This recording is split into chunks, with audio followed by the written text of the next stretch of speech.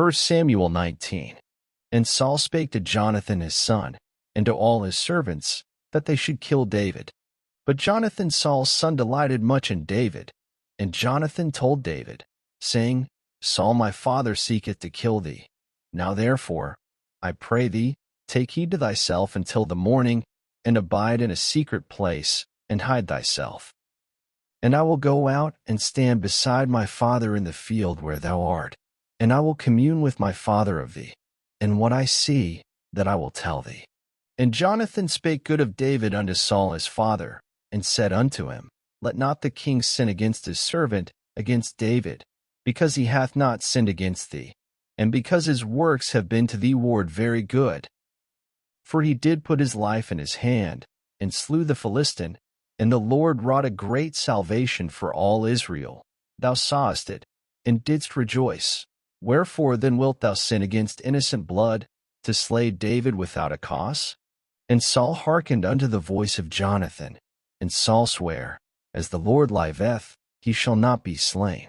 And Jonathan called David, and Jonathan shewed him all those things. And Jonathan brought David to Saul, and he was in his presence, as in times past.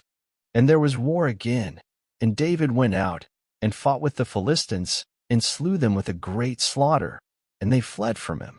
And the evil spirit from the Lord was upon Saul, as he sat in his house with his javelin in his hand, and David played with his hand. And Saul sought to smite David even to the wall with the javelin.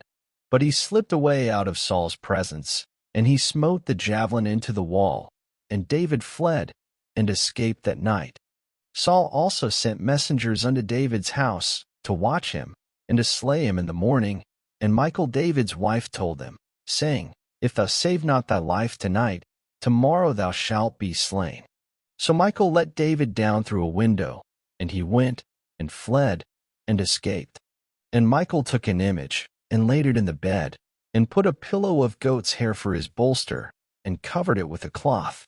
And when Saul sent messengers to take David, she said, He is sick.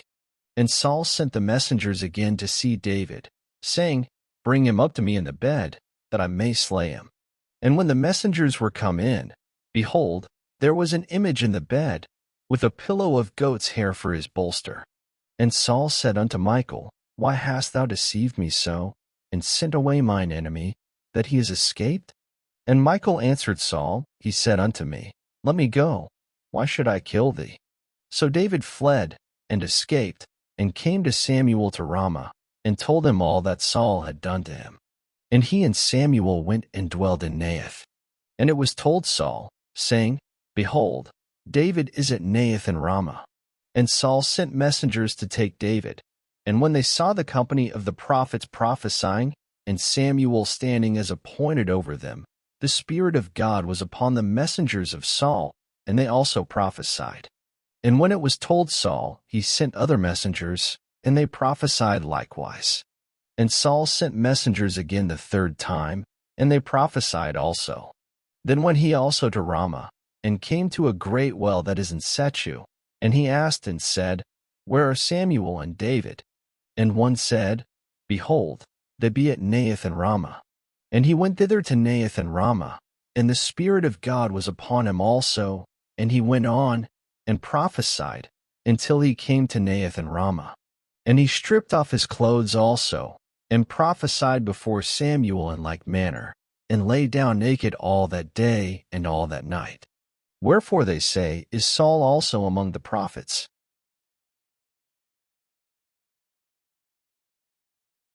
Thank you for listening. Up next, 1 Samuel 20.